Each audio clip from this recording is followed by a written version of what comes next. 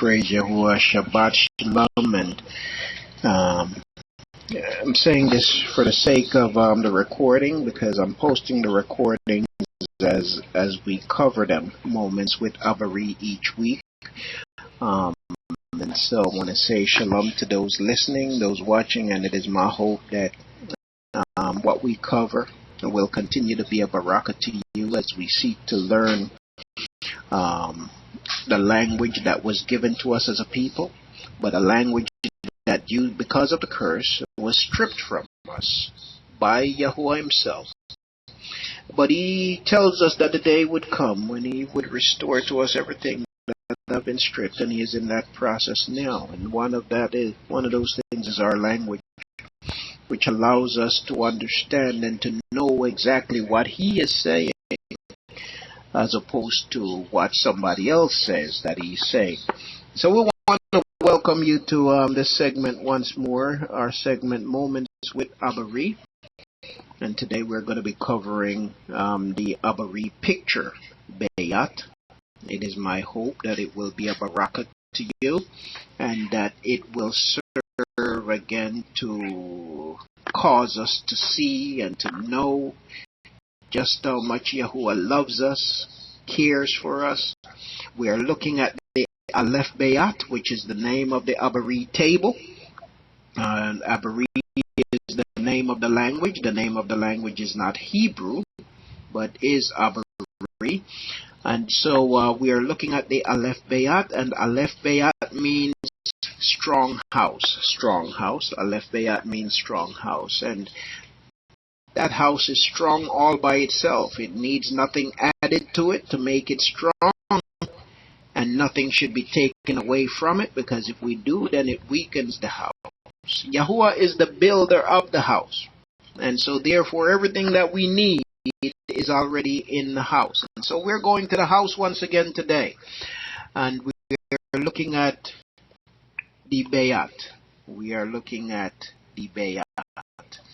And so we give Yahuah praise, honor, and esteem. So family, that's where we're headed. And by the way, once we're through looking at the Bayath today, in our moment with Abary, we are going to Romans chapter 14. One of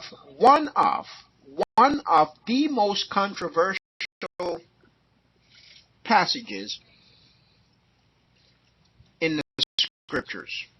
And I'm not trying to isolate the writings of Yahuah from scriptures, because they are scripture. And I don't care how many people disagree with me on that. It matters not. What matters is whether or not Yahuah's word agree. And so, I know that people will hear this recording and they'll say, well, the writings, what they call the New Testament, which is a Christian title given to the writings by Christians. It's we can go into that and what it suggests, but it's certainly not a proper title of the writings. But it is scripture. It is instruction given to us by Yahuah, from Yahuah, for us to live by. And it does not contradict what the Christians call. Let me go to my chalkboard. Alright. I was in here a little bit earlier. I was just kind of practicing my handwriting. Trying to write on this board takes practice. And I don't want it to look totally kindergarten. So I figure the best way to avoid that is to try to practice. So I was trying to do a little bit of practicing. All right. So family, once again, here we are with Moments with Abary. Moments with Abary. And it's a reason why we call it that, Moments with Abary. Because this is a very special time. This is a very intimate time that we spend with the language. I posted something on Facebook. Might have been the video. I don't know if everybody and how many people have seen the video from last week.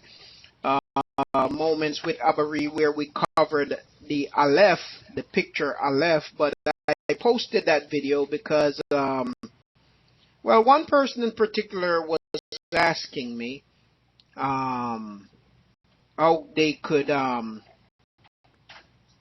if how they could view the lessons quickly, and I was planning on editing them before I would post it, but I decided to go ahead and post it. So the video from last week is on YouTube, and I shared it on Facebook. But somebody, man that called himself Elder Moray something, yes, praise Father Akut, and praise at least a couple people who have watched it have stated that it has served to help them. So we praise Yahuah for that. But this person commented on the video on Facebook. Okay, Akut. Oh, by the way, Shabbat Shalom to you, Akut, Gina. And who else did I miss?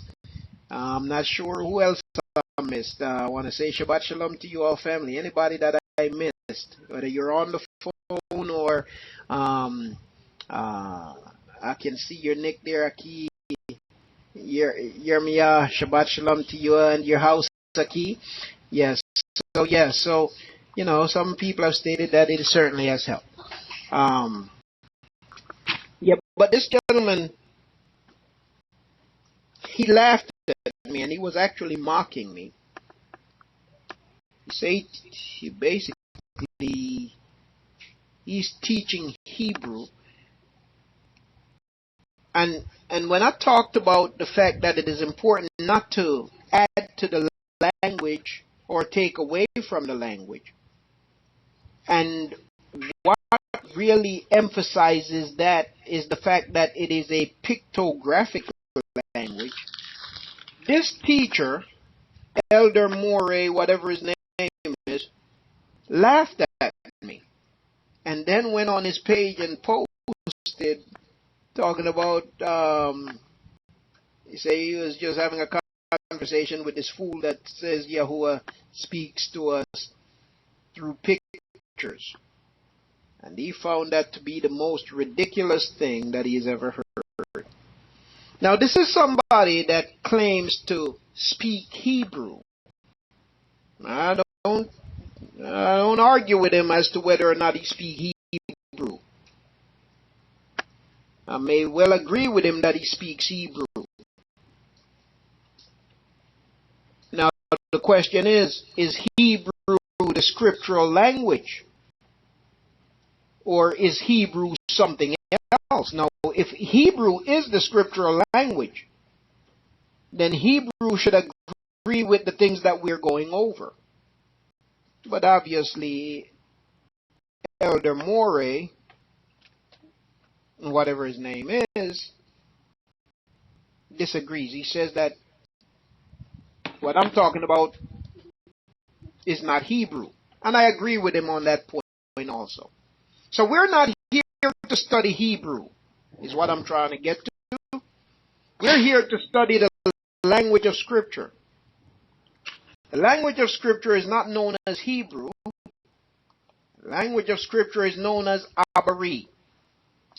Okay, the language of Scripture is known as Abary. And we will continue to go over that, show you why and how we know that it's Abary and not Hebrew. Now, when people say they're speaking Hebrew, they're actually speaking something else. They're not speaking the language of Scripture. Okay, even the people that gave us Hebrew will tell us that Hebrew, the Hebrew they speak, and the language of Scripture, they say modern Hebrew and scriptural Hebrew is not the same. Well, there's no need to make a distinction. Hebrew is Hebrew. The language of Scripture is something else. Okay, so that's what we're going over. that's what we're looking at. Aki Yahusha wrote, Joseph Goebbels, Nazi propagandist, stated, if you tell a lie big enough and keep repeating it, people will eventually come to believe it. The lie can be maintained only for such time as the state can shield the people from the political, economic, and or military consequences of the lie. If it thus becomes vitally important for the state to use all of its powers to repress dissent, for the truth is the mortal enemy of the lie, and thus by extension, the truth is the greatest enemy of the state. Ain't that the truth? Whoa, that's some good stuff, and it is a great fact, and it's the state of the state that we're living in today, if I may say. Okay. Yes. So, family, we are looking at today we're going back. We're looking at the Aleph Bayath. Okay. I'm just going to write it the easy way. Last week I spent a lot of your time trying to draw it for you. I'm just going to write that the Aleph Bayath. So that's what we're looking at today, family. We are looking at the Aleph Bayath, and today we are looking in particular at the word Bayath. Okay, we are the picture, not the word, but the picture. I'm sorry about that, not the word. It's not a word, it's a picture. We are looking at the picture Bayath. Wonder if I could center this a little better. Okay, I'm trying to keep things centered on the board here, but I don't quite know how to do that yet. We are looking at the picture Bayath. Okay, the picture Bayath is the second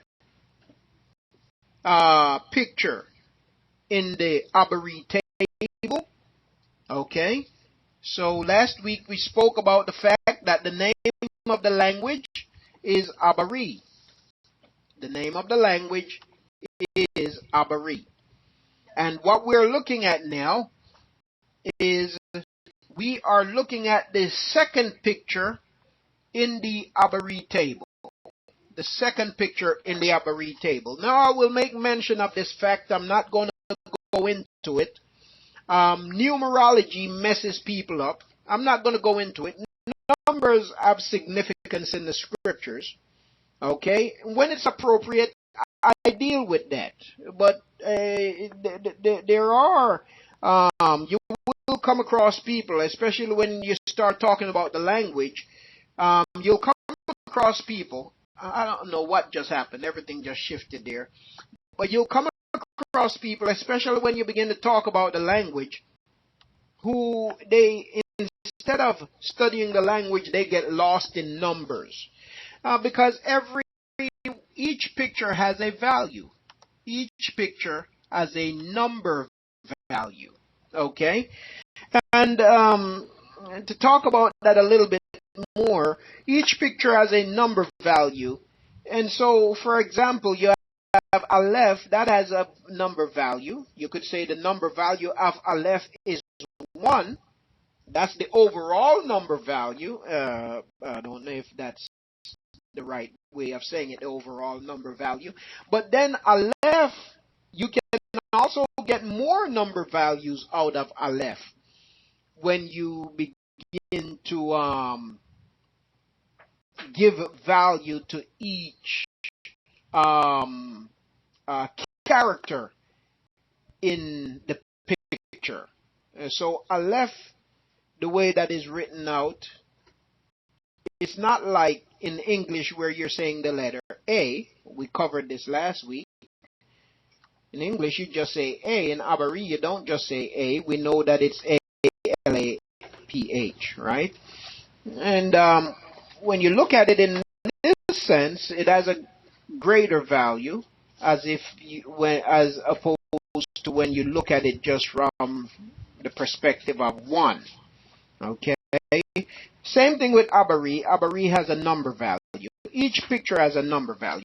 We're not going to get into that, but I just wanted to make that point. Each picture has a number value. Okay. I want to change this because something happened here and things jumped around. So I just want to put this back and hopefully it stays in place. All right. So we are looking at the Aleph Bayath. And notice Aleph is spelled A-B-A. Aleph is spelled A-L-A-P-H, not A-L-E-P-H. Where did the E come from? Vowel points. And we'll look at that as we continue to study the language. We're going to look at vowel points. We're going to look at the invention of modern Hebrew and so on. Or might as well say Hebrew. Make no distinction between modern or ancient. Okay. And so again today we are looking at Bayath, the picture of Bayath. All right. Now what does Bayath mean? What does Bayath mean? The word Bayath. What does it mean, family? We get the we learned that last week, right? Yes. Bayath means house. Bayath means house. Oh, I keep writing the wrong thing. Bayath means house. Right? Bayath means house. Or tent. Absolutely. Thank you, Akut. Or tent. Tent. Tent. Okay? Bayath means house or tent.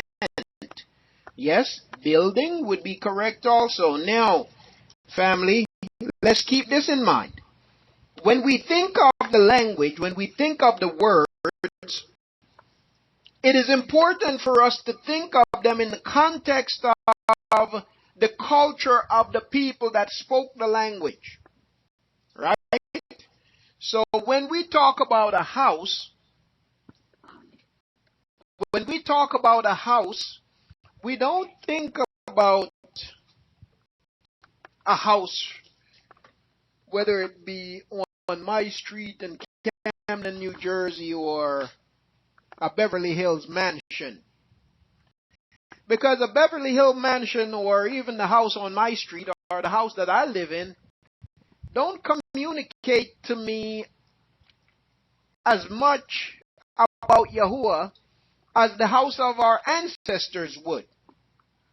You see, the house of our ancestors were made up of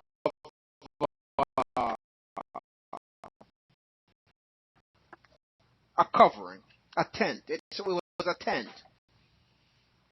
When you have a tent, you gotta have fasteners. You gotta have tent pegs. Right? So you have the house, the covering. Right? The house, the covering of the house, you can look at it, for me anyway, when I think about an Abary's house, when I think about a tent, you know what I think about? Let me tell you a couple things that come to mind. I think about Kanaph. What does Kanaph mean? Anyone? What does Kanaph mean? Because you see, this is all in the definition of Bayath. Okay? We're talking about Bayath here. We're going to look at how it's written from ancient to more modern. So Kanaph means covering. Right? Thank you, Aki. Kanaph means covering. Right? Kanaph, covering with wing-like projection. Okay? Kanaph, covering with wing-like projection. Kanaph. Covering. Is anybody seeing the screen jumbled? On the things written on the screen, is it jumbled? No. No. Okay, maybe you want to log out and go back in, babe. Okay. Okay, so Kanaph, covering with winged-like projection. Okay, this is important and interesting. When we think of Kanaph, what does it cause us to think of, family? Kanaph. Think of Kanaph, this covering. What does it cause us to think of? The scripture speaks of the Kanaph. What does it? No, it just moved. So maybe it will look jumbled to you because it moved on my screen now. What? Okay, protection. Kanaph, protection. Yes, protection. Okay. Protection, certainly. Kanaph speaks of protection. Okay. Something else Kanaph also speaks of. Protection. We talked about covering, right? So Kanaph speaks of protection. It speaks of covering. Anything else you can think of when you think of Kanaph? Okay, security. Yes, security, shelter. Yes. Garment. Clothing, right? And again, covering in all forms, covering in all sorts, right? When you think of all this also, you think of provision too, don't you? Provision comes to mind. Provision, right?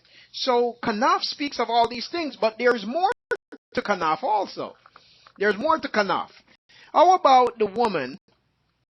How about the woman who had the issue of blood, right? She had been bleeding for 12 years. Went to all the physicians. Couldn't find anybody to heal her. Yes, that's it. Kanaph also speaks of healing. Kanaph speaks of healing. Family, when you get sick and when you're away from home, what's the first thing you want to do? Don't you want to go home? You want to get in your bed? You want to lay down and be restored? The home should be a place of healing, right? So when we look at Bayath, we think of provision, we think of protection, we think of covering, we think of healing, we think of shelter, we think of clothing, we think of protection, we think of family. Oh man. What else did I forget? Oh yes, well certainly discipline is a part of the house. Now, we're talking about Kanaph, right? So, Kanaph. So you think about healing. Because what the woman did was she reached out and she touched the borders of Yahusha's Kanaph. The fringes at the borders of the Kanaph. She recognized the prophecy from Micah chapter 4.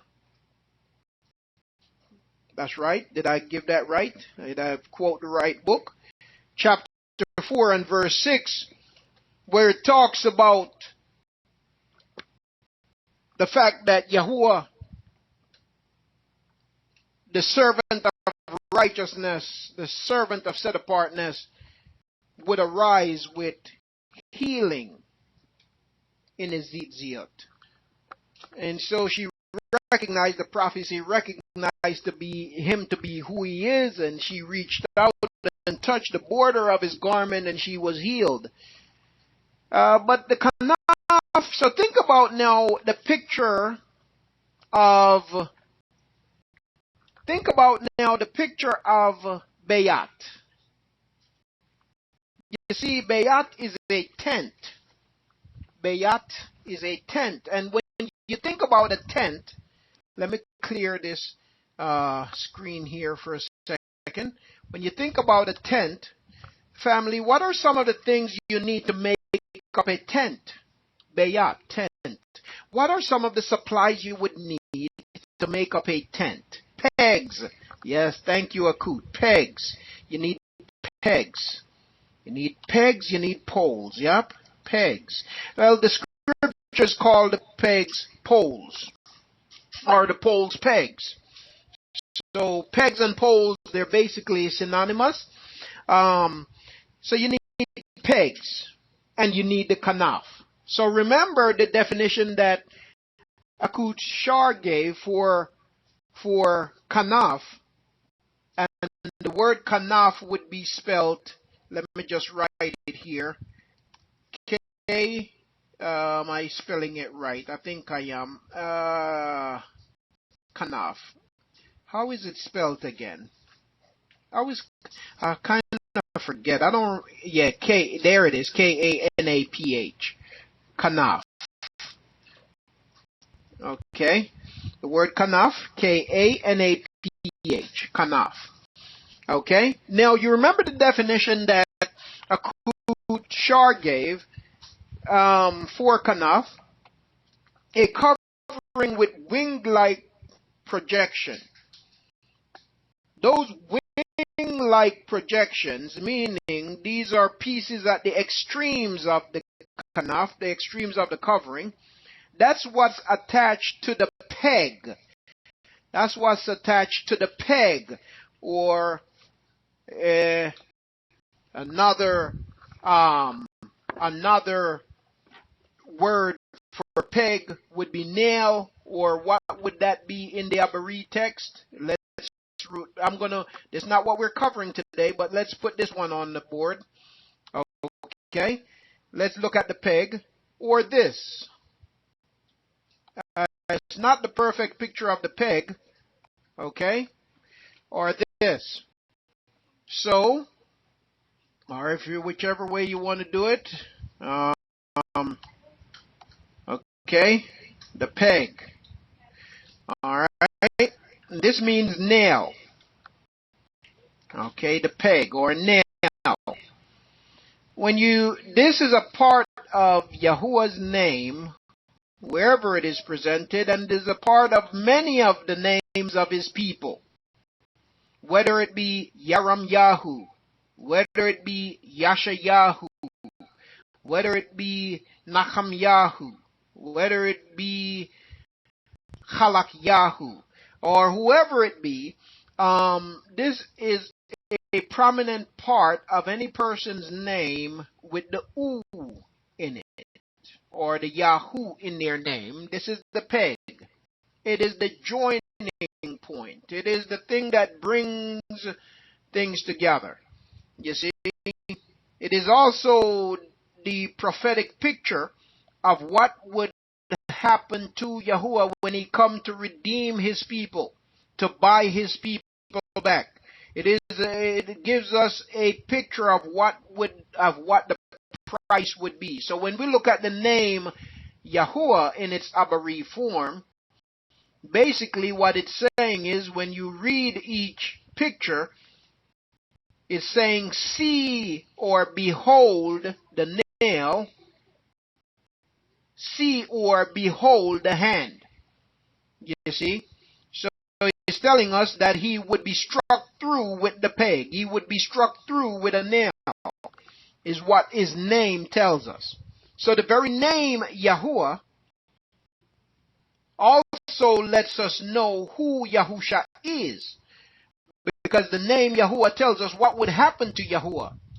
And what it said would happen to Yahuah is precisely what happened to Yahusha, who is no other than Yahuah himself manifested in flesh. Okay, so going back to the Kanaph and the tent. So the tent has a Kanaph, a covering. And the extremities is what is attached to,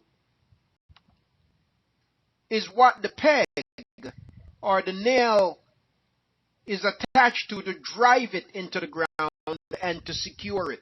So when we think about Bayath, we think about something, a house that is built with a firm foundation.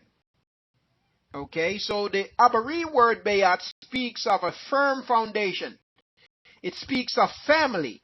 It speaks of covering. It speaks of provision.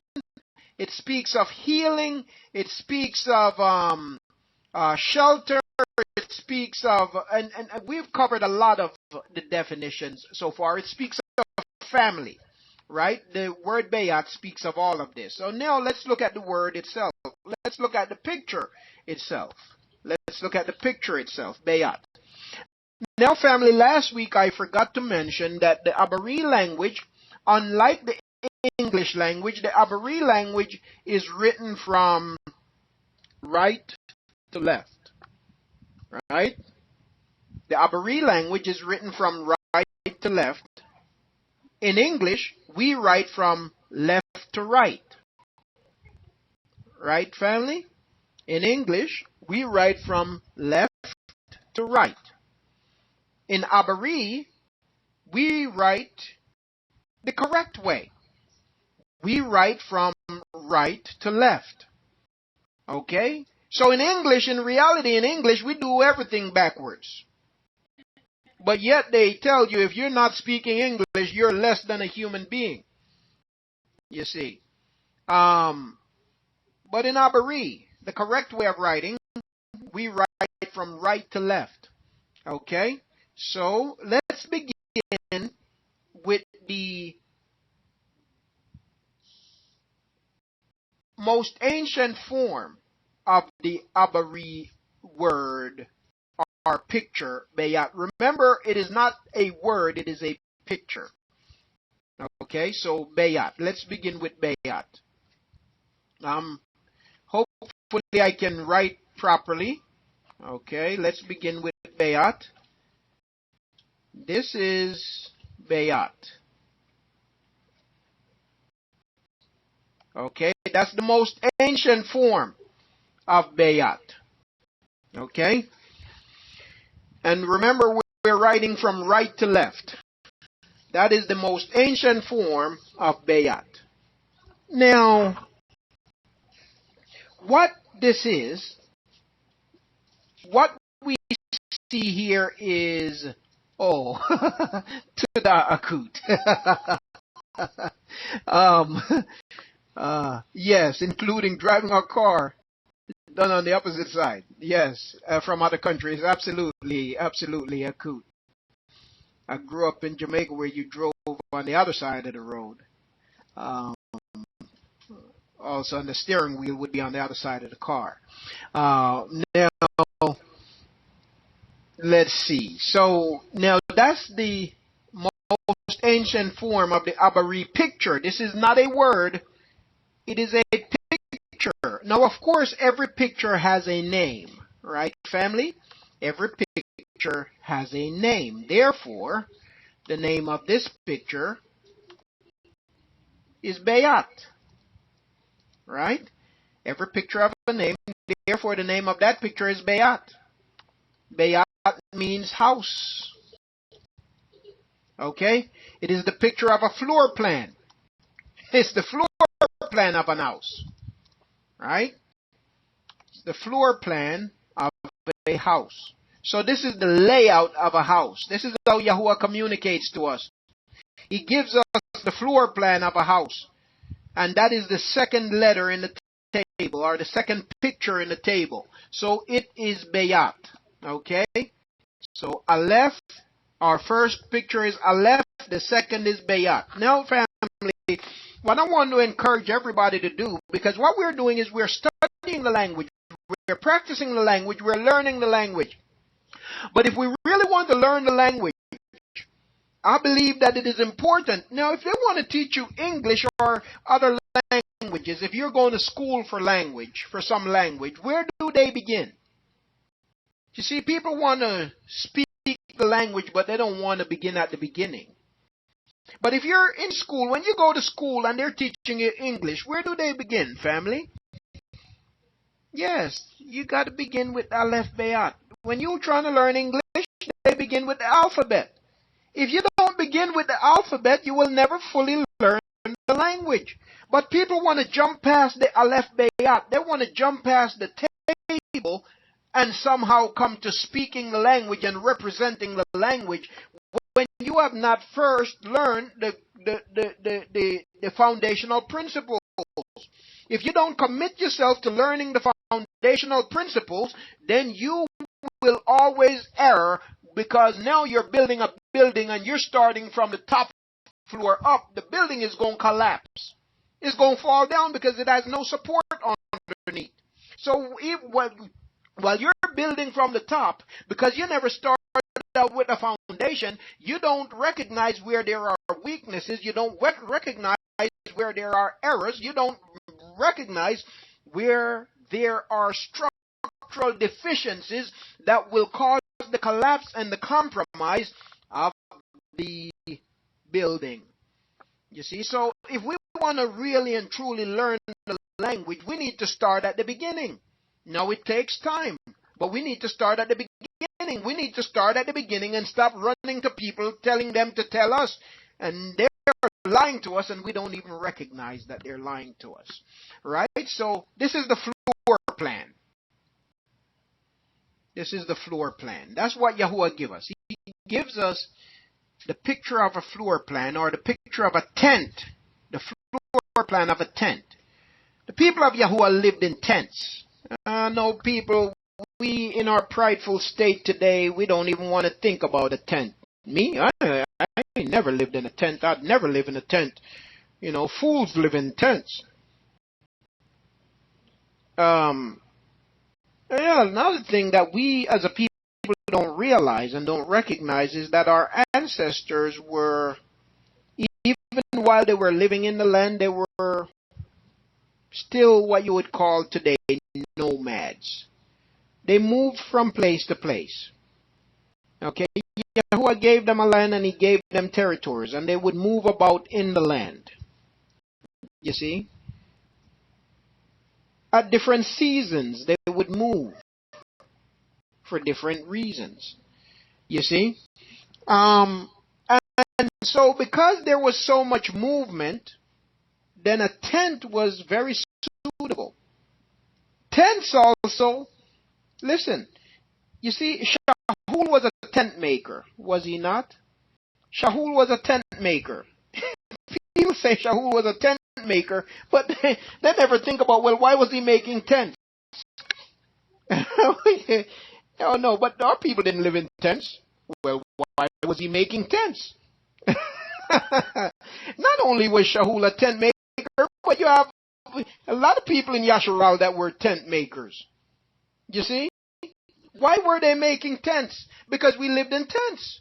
Now, of course, you have tents of all degrees. If you're rich, you can have a splendid tent. You see? If you're not so rich, then, you know, you have a more moderate tent. But you have tent of all varying degrees. You see?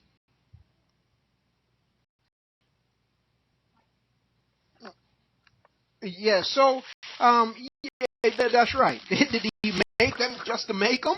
You know. And so, now, of course,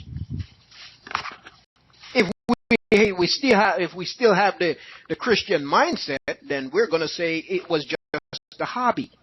Because the Christian will never say and will never admit that from the perspective of Rome, that they ever lived in tents. No, they say, look at all the magnificent buildings that we have built. We are people who would never dwell in tents. Okay, good, you keep that. That's one other reason why I know you're not the people of the book. Because the people of the book dwelt in tents. The people of the book made tents. The people of the book lived in tents. The people of the book sold tents. So the fact that you never lived in no tent tells me that you're not of the book. You see, so thank you. Thank you for confessing once again to your propaganda. You see. Yes, so Shaul was a tent maker because the people of Yasharal lived in tents. Okay? Now, that is why when Yahuah speaks to us, he speaks to us in ways that we can relate and in ways that we can understand. Okay, so when he speaks to us concerning the Aleph, he gave us the picture of an ox because he want to communicate strength. He know that we can relate to the ox. Okay? He talks about covering, he talks about healing, he talks about family, he talks about shelter, he talks about restoration, he talks about protection and all of this. He gives us the picture of a tent. The plan of a tent, because he know we can relate to that. So yes, Yahuah speaks to us through pictures, and it is important for us not to change the picture. What if then, let's do something here. What if then I decide to change this picture? Oh, Yahuah gave us this picture, but I don't think I like that picture. I want to change this picture. Let me get a little fancy with it. I want to change this picture. Okay, let me see. I don't think that just looks so antiquated. That looks no. Let me change this picture. What do I do with this picture here? Let's see. I want to get fancy. Boy. Maybe I'll do this. I don't like those shapes. Boy, no. I got to do better than that. My drawing skills got to get better. Hold on. I don't like Yahuah's idea. I want to change it. Let's see. I want to I got to do better.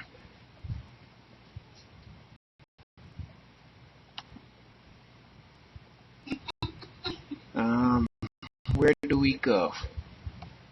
I want to be, I think we should do something like this. And we'll do that. That looks more stylish to me. Now, of course, we would come up with something much better than that, wouldn't we? But that gives it character. So I think I think we should change the Bayath to look like this. Give it character. A little more intricate. Of course, maybe nobody would want this as a Bayath. They would prefer this over here anyway. But give us time enough, and give me time enough. I could come up with something that's very appealing. But let's say we go with this. Or any other change we make to this picture. Okay, we change this picture in any way. What I'd like to know is, does it communicate the same thing? What I drew there, would it communicate the same thing as over there? You see? If I say, okay, I don't like that, let's do this. Okay? Would it communicate the same thing? It doesn't communicate the same thing. So, if we change the picture, we're going to change the message. I'm not so skillful at coming up with stuff. Somebody else probably could come up with some better designs than I. I certainly would make a mess of it. But if we change the picture, we're changing the message. Is the point that I'm trying to get across. Okay, so I think the question was asked, how do we write it? Okay, so we write from left to right. So this is the ancient form. Okay, the most ancient form. Okay, so you're coming down. You're drawing a tent floor plan. Okay, and that's how you write it. That's the Bayath. Okay, and somebody might write it much better than I write it. You see, the idea is, you have different style of handwriting. Okay, the Aleph, as we looked at last week. As a matter of fact, I'll go ahead and put it up here, Aki. The Aleph. And again, you get me in trouble every time you ask me to draw this stuff with this marker. I don't do too good, but let's see. Let me see if I can do it some justice. This is the Aleph. And you can watch the video from last week to see, yeah, you won't until I'm done. This is a basic picture of the Aleph, okay? Again, it's not perfect. You can watch the video from last week where I went over that also. But that's a basic, it's the head of an ox. Okay, it's a basic picture of the Aleph. Again, just give you an idea. So if you see it though, you will recognize it. You'll see, oh, that's what he was writing. Okay, yeah. So you might see some out there that looks much prettier than mine, but you'll know that's what I was writing. Okay, all right. So that's the Bayath in its most. Let me get rid of Aleph here. So this over here is Bayath in its most ancient form. Now we talked about what Bayath represents, what it is: house, family, floor plan, and all of these things. Now so this is the most ancient way, and you see it's a floor plan. Let's write it as as things change, as the language changed a little bit, as we talked about last week. And families, there are certain principles that I'll go over in different ones of these lessons that I won't continue to go over every time. So if you missed it, you would have to watch the previous video to pick up. Okay, so we talked about certain principles and periods, and how the language change, and things, not the language, but the writing style, how the writing style changed. And we talked about that last week. Captivity has a lot to do with that. Okay, so we find that when they went into captivity, they kind of would adopt some of the writing style of the people that were now ruling over them, and they would intermingle it with their language. Okay, or people would intermingle it with the language. So then this is Paleo. Okay, now this is Bayath in Paleo. Okay, not perfect, but you get the idea. That would be Bayath in Paleo. Okay, that would be Bayath in Paleo. Now, what does that look like, family? And last week we talked about the fact that when you look at the Paleo version of our language, it seemed like a lot of times when our people were writing, they either were, it would appear that they were either laying down or they were standing on their heads. Right? Yeah, it would look like a G, wouldn't it? But could you see where it would look like a B flipped upside down and backwards? You see where it would look like a B flipped upside down and backwards? Yeah, if you turn it around, you get a B. Right? If I turn this around, let's turn it around with the same kind of style. Okay, let's try to do it with the same kind of style. It's not going to be perfect, but yeah, well, that wasn't perfect. But it would kind of look like a B, flipped upside down and backwards. Okay, that's how we get the letter B. So we get the letter B from the Abary Bayath. Okay, let me show you something with the more ancient form of how you get the letter B from the more ancient form. Okay, let's say I wrote the more ancient form in a more rounded way. Okay.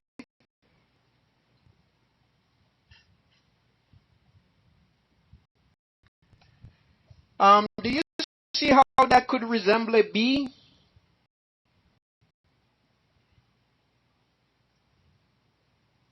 Could resemble a B, couldn't it? And all we have to do then is kind of bring this together, bring that down, and you have the letter B.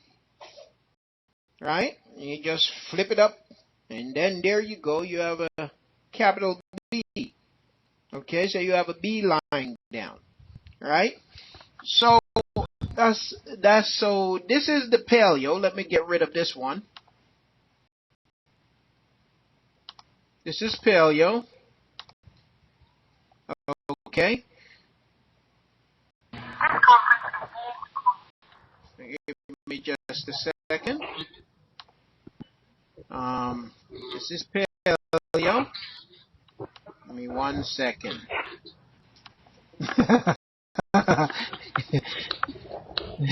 That's beautiful. Okay. Okay, got it. Got it. Shabbat shalom to you, Nick, and welcome. Okay. Yeah, so this is Bayath in its paleo form. Okay. And let me get my pointer. This is Bayath in the paleo form. This is Bayath in the more ancient form. Now, let's go to another style of Bayath. Now, after the paleo, there is another style of Bayath that emerged. There's another style of Bayath that emerged. And that style of Bayath was this. Not the modern now, but this also came out of captivity. And that style of Bayath was this. Okay? Now, so another style of Bayath emerged, and that style of Bayath was this. So you see where we talk about people getting fancy? And so that was after paleo, then came this style of Bayath. Okay? Now, after this, and this is our people in captivity, this is where they're transforming to the Aramaic. So what is Aramaic? So we hear people talk about Aramaic, and a lot of people believe that Aramaic is actually an Abary language, or a language of the people of Yasharal. As you know, like it's some people really do think that it's a language native to Yasharal, you know, but it's not. Aramaic is not a language native to Yasharal. Aramaic is a Babylonian language. So why did the people of Yasharal, including Yahusha, speak Aramaic? Well, because of our captivity. Just like us being born into in this land where we at first were forced taught English, but then after a while it just become a part of us. Well, it's the same thing for every captivity. Every time Yasharal went into captivity, the similarities are striking. The same things that we endure in this captivity, our people endured in their captivity.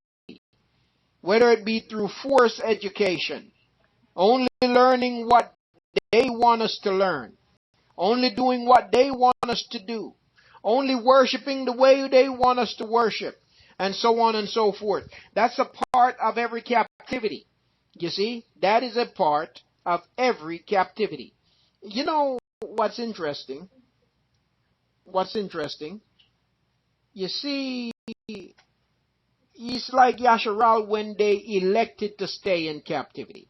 You remember when after Nebuchadnezzar was defeated by the king of Persia, the king of Persia said to Yasharal, listen, you're free to go home if you would like to go home.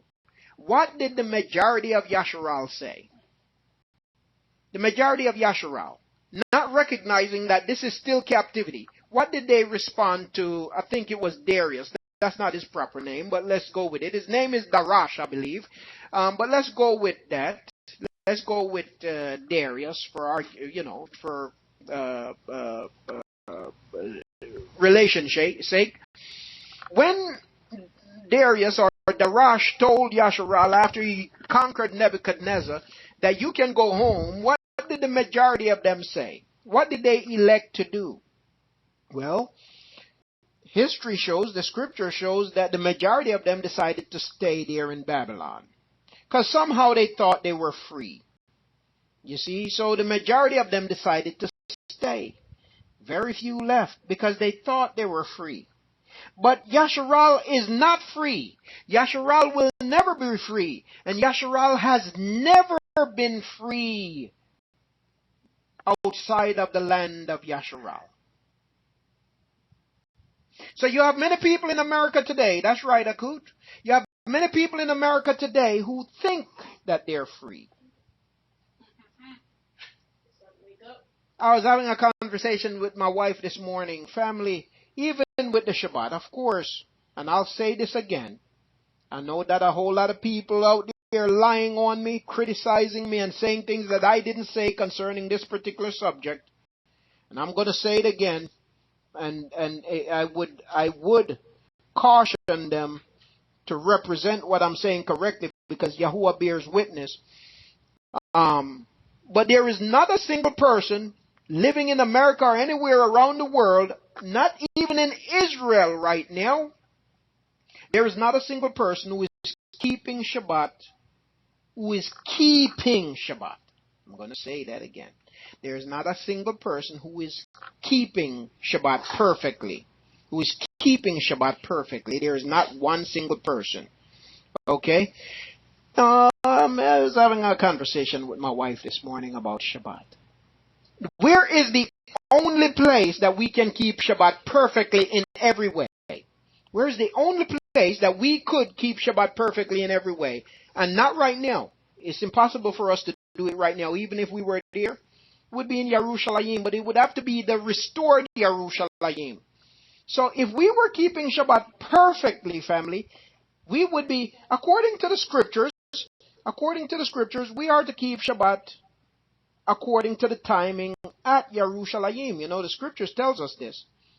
We are to keep Shabbat according to the timing in Yerushalayim. So even now, when we observe Shabbat, are we keeping it perfectly when you think of it just from the perspective of time? Are we keeping it perfectly? We can't keep it perfectly in our captivity, because in our land, Shabbat comes 7 hours earlier than we actually start Shabbat.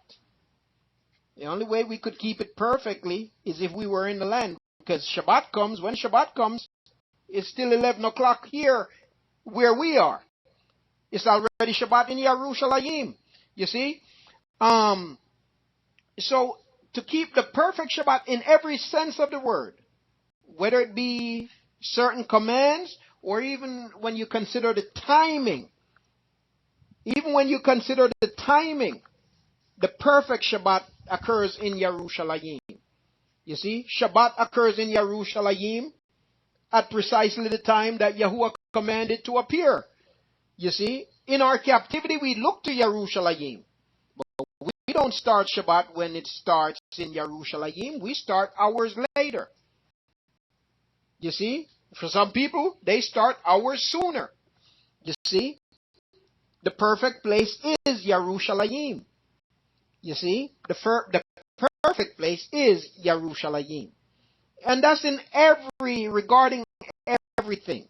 That's regarding every matter. So, when I say that, I'm not saying that we should not observe Shabbat. But for the people out there who are patting themselves on the back, and with their nose turned up to the sky, and they smell good to themselves only, but really there's a stench coming from the breeze blowing past.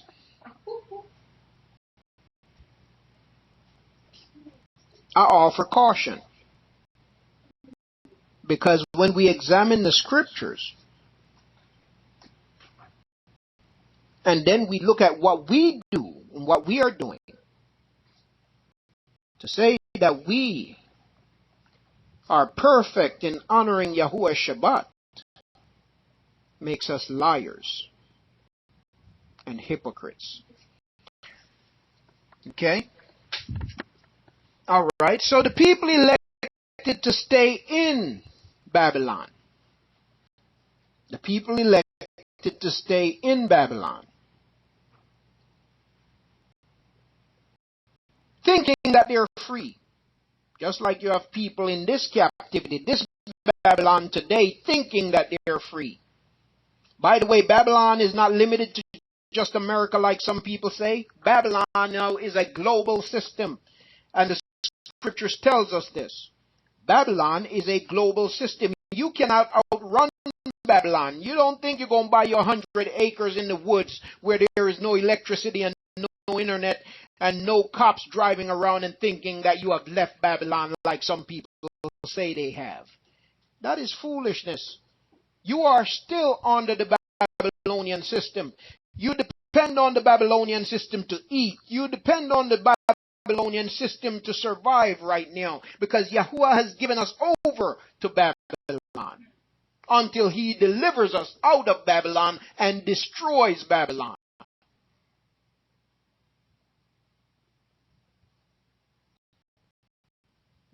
So whether you are in Israel, whether you are in Africa, whether you're in Egypt, whether you're in wherever you be, you are in Babylon. You have not gone anywhere. You're like a commercial that I saw with you know those cartoons. I seen a commercial one time, and I don't remember if it was it's a big bear. It's a big bear in the cartoon. It's not a commercial, it's a cartoon. There's this big bear in the cartoon, and he's trying to catch somebody. I don't remember the details, but he's running and he's hiding behind trees. But when he hides behind the skinny tree, his whole front and back is sticking out. Now, of course, they only show it from the front. His whole belly is hanging out, but he's hiding behind the tree, thinking nobody sees him. Like the guy he's trying to catch don't see him. The guy he's trying to catch is sitting there looking at him like, "You stupid." His whole muffin top hanging over. And so you have a whole lot of people today running around with their stomachs hanging out from behind the tree,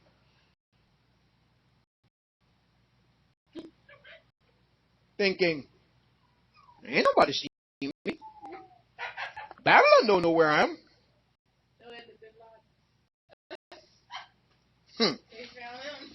You see? So we need to stop kidding ourselves. Okay? Thank you, Akut. 5 minutes. I'm going to try to wrap this up so I don't have to interrupt the recording. Let me try to wrap this up. So this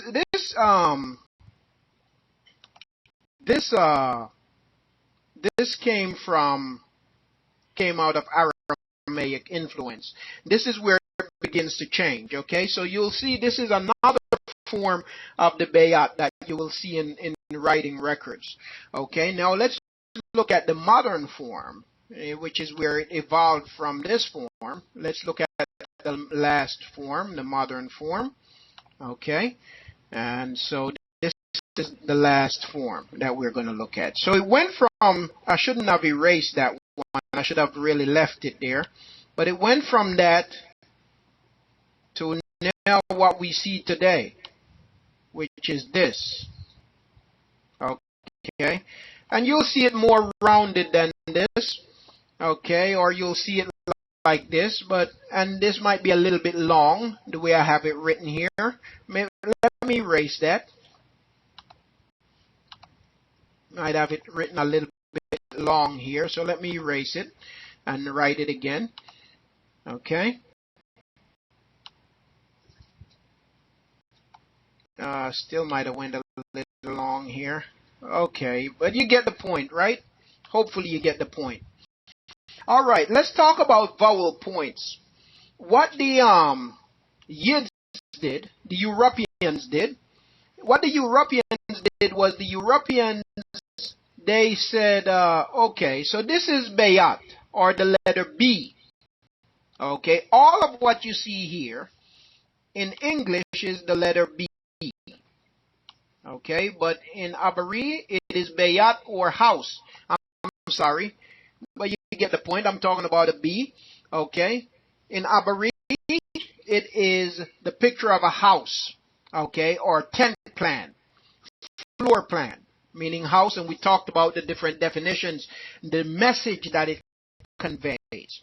Okay, now what they did was, what they did in Hebrew, which is not Abary, they say, okay, this one picture, you can change it. So what can this picture be, family, according to Yiddish or Hebrew?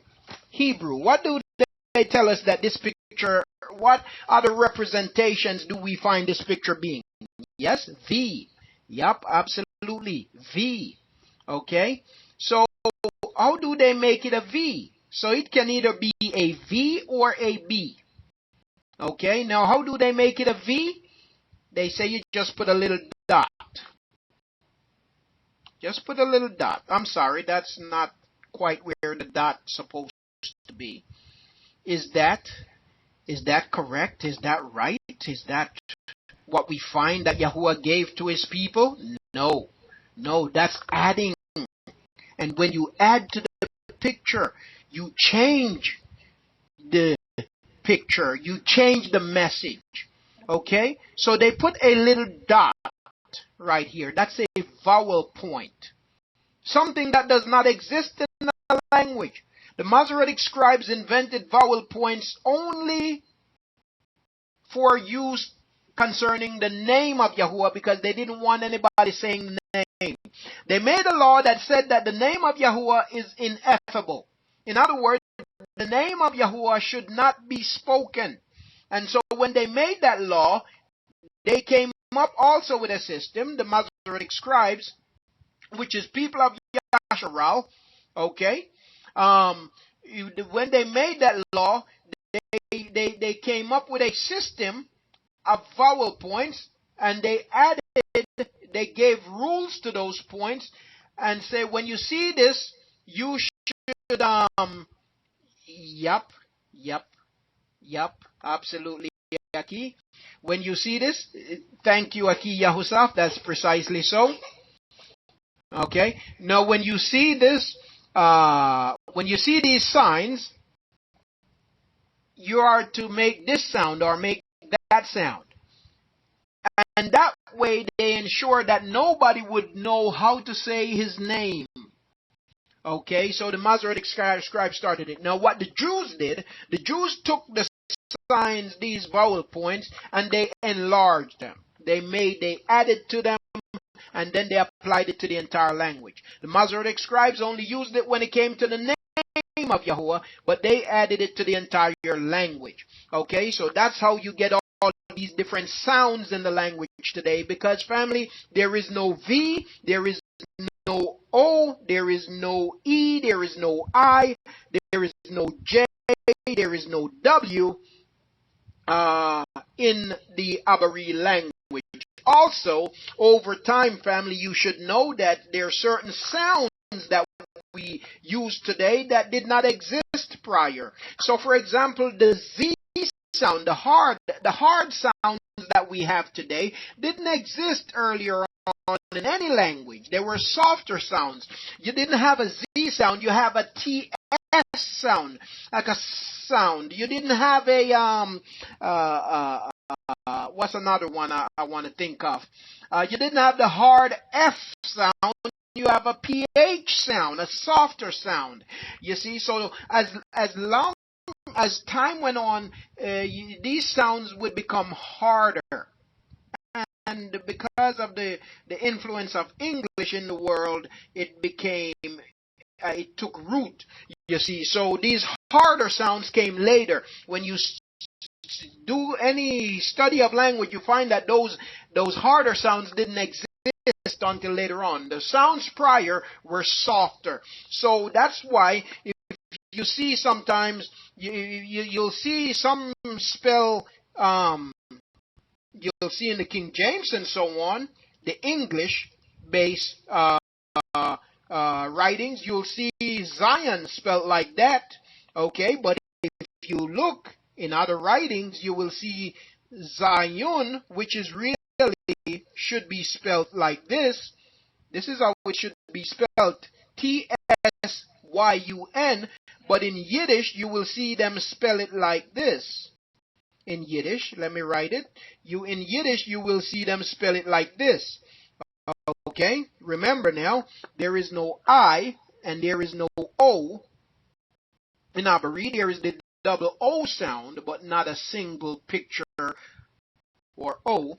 The double O sound gives you the U in English. Okay? But so you'll see, so in King James and other English English writings, you'll see Zion. That's later. That hardness comes later. That's like the W. Okay? For example, the W, and I could use a concordance to show you. I don't have the numbers off the top of my head, but let me just use this as an example. Okay, let me erase some of this stuff. Let's use this for an example. So how about people who use a W in the name, in Yahuwah's name? People who use a W in Yahuwah's name. Well, really, and they'll fight you about the W. But and they use the concordance to say, see, that's a W. But what they don't realize about the W in the concordance, you know why? Whenever you look in the concordance, you always notice that certain things come with the W. Have anybody noticed that the W is always accompanied by something else? When you look in the concordance, for example, where they write the letter W in Yahuwah's name or in anything else, you notice the W is accompanied by, you'll see it with like a UW. You don't really see the W by itself. You'll see with a U, then a W. Why do they put that? You will see it with a VW. VW, like the car, VW, German. Why do they put that? Because they want you to know that the W does not make a wah sound, like a hard sound. It makes a soft sound. But you don't have to put a W to get the soft sound. All you have to do is eliminate the W, leave the U, and you have a soft sound. There is no need to add a W. The W does not belong. The W was something that they invented for sound, you see. But then the W only confuse you, you see. Because you have people talking about Wah. They're talking about his name with a W. It's garbage. It's nonsense. It's baloney. It comes from the lips of people who have not spent any time studying anything but speak as if they know everything. And that is unfortunate. It is sad. And it is sickening. And it's confusing. And it's driving our people into a whole bunch of mess is what it's doing. So it grieves me when I see it, and I get really passionate about it. But it is my hope that us looking at the Bayath today have certainly served to help for anyone who desires to search out, study, and learn the truth about our language. The name of the language is Abary, not Hebrew. Okay, all right, family. Well, I know that we are far over the recording, but just in case, we're going to post this video, and I hope it's not. I hope people watching it don't find it confusing with all of my notes on the screen. But it is my hope that you have been helped by it. We're over by 6 minutes. Toda Akud. What I will say is I'm going to maybe go over a little bit longer because I just want to make it one video. If somebody wants to, if they have an interest, then hopefully they'll be willing to watch the entire thing, even if they have to break it up in order to do so. Watch it at different times. But just in case, if there is any questions or comments from anyone in the room that may help somebody watching the video, I do want to open up the floor to any comments or questions from anyone in the room at this time, and it just might be of help to somebody watching the video. Oh, praise Yahweh, you're welcome. Praise Father. So if there are any comments or questions in the room at this time, please feel free to come in. If not, then we're going to go ahead and we're going to stop the recording here. We'll take a break, and then we'll come back to our study for today from the book of Romans chapter 14, one of the most controversial, misunderstood chapters in the scriptures. But just want to make sure if there are any comments, then please feel free to come forward, family. Please go ahead, Aki Yaram Yahu. Please go ahead, Aki. Shalom and Toda to family. Just shalom to family. Toda to Aki. Praise God. Are you going to be going through each aleph each week? Yes. Each week we'll go through one picture each week, Aki.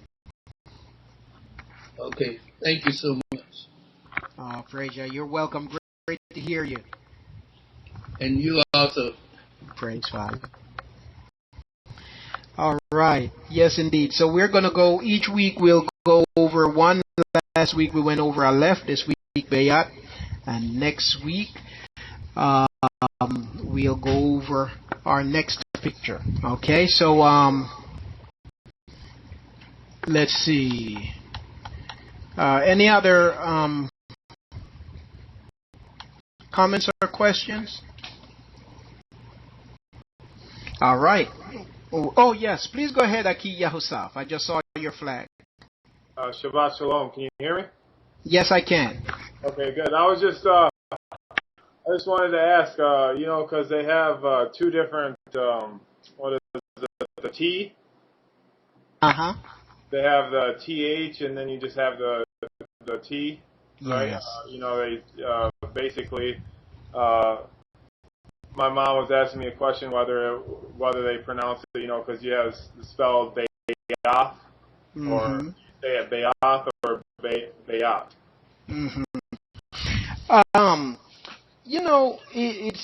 It's really kind of hard to say whether it's just the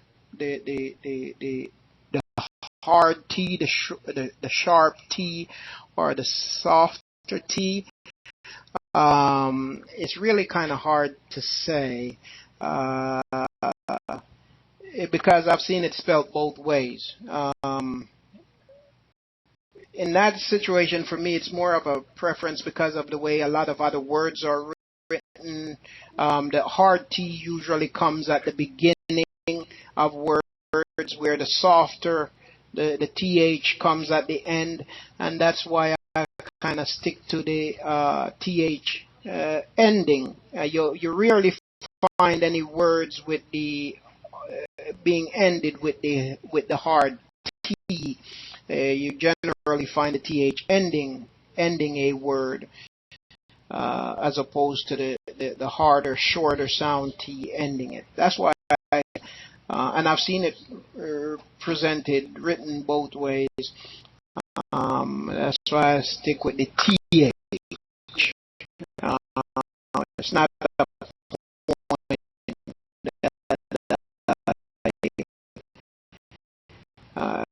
I think it's an inconclusive point. It's not something I would argue over or try to argue so much, but just based on seeing how a lot of other words end more with the softer sound than with the harder sound. That's why I noticed the T, harder T comes more to the beginning than the end, Becky. Oh, you're welcomed. Okay.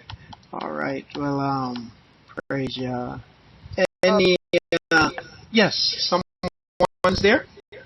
Yes, Brother Michael. So can you spell it for your way for us that's on the phone? Because I have a chart and I just want to make sure I'm spelling it correctly. Okay. You know what? And I've got to remember that too. That our family on the phone don't see what's on the screen, and that's where I'm going to encourage your family when you get a chance to go to YouTube to see the video, where you'll be able to see what's actually on the screen. But yes, Bayath, Bayath. That's the way I spell it. Bayath. Now you'll see some spell it Beth. And that doesn't, you ask, what did they do with the Y and all of that, you know, because house is not bet. Yes, even though they say it is. As a matter of fact, you'll see them say BETH. The name of the video is Moments with Abary. Moments with Abary is the name of it. Moments with Abary. Abary is Abary. Moments with Abary. Yeah, so you'll see them spell it BETH, or you'll see them spell it BET. They'll say Bet Sharon, Sharon for the name of their so-called temples, or Beth this or Bet that or whatever, you know. But it's that's total corruption of the language.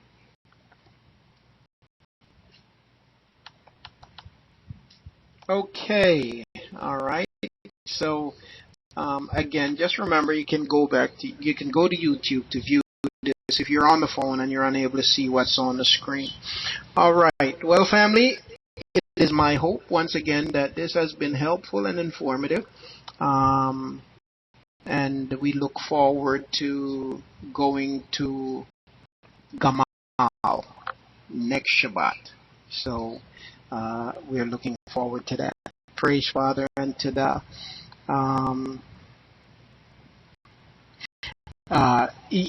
so you have two, which is represented as Ta also, and you have Tat. You have two and Tat. What they Tate, you'll have the same picture being presented in other ways, in a lot of different ways by the Yiddish machinery. There are quite a few pictures that you'll see like that, where they present the same picture in a lot of different ways. But basically, what you have is the two or the Ta, and you have the Tat, you know. And there you'll see somebody presented as Tayat or Tate. You see. It's either two or Tat, basically.